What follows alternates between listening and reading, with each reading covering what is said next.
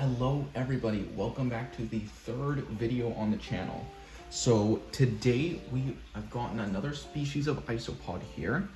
We have some Oreo crumble. So this package says there's supposed to be about 12 in here. It was about 50 bucks.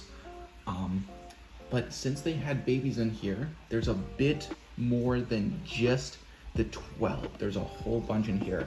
I think I counted maybe like 14 or something earlier.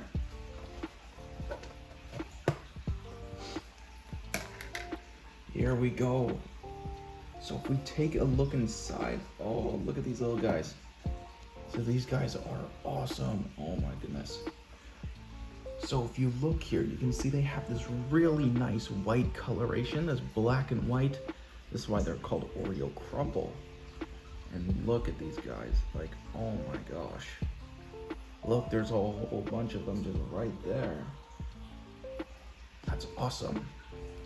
So we are going to be separating these guys out into little containers like this, just so I can see exactly how many there are. Then we're going to be putting them in this giant Tupperware bin. This is much bigger than the previous tank we built. Just for scale, here is the first tank we built compared to this much larger one. Hopefully we get a huge colony of these guys as well.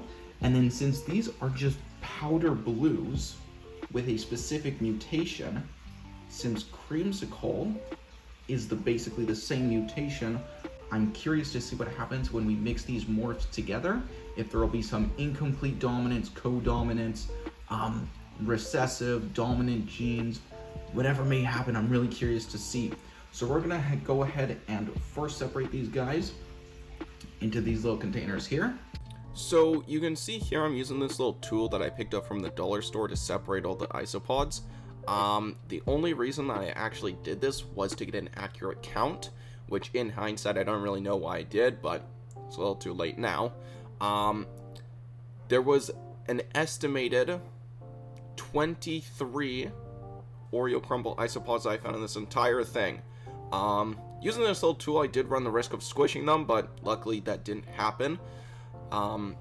So yeah, first I separated them out with all the dirt in there, and into little containers depending on how much dirt I actually scooped up. Then I separated each isopod into the first bucket, and then the bucket in the back was the one that I put all the dirt into. And again, this was just to get an accurate count. And there actually was one left in a third little container of dirt I had, which I didn't go through because I thought that one didn't have any in it. But I did check at the very end just to make sure. And there was actually one left in there. So in this like super fast sped up clip, there's 22, and then there's one more later. But yeah, I don't really know why I did this. It wasn't really necessary, so I'm probably not going to do it like ever again, really. So here we are again at the holes that I need to make in this stupid plastic container. I was so hyped up this time because I was at my other parents' house, and I actually had a drill that I could use. Unbeknownst to me, the drill is dead. I tried charging it for 2 hours, and it literally gave me 1 second of actual power to the drill.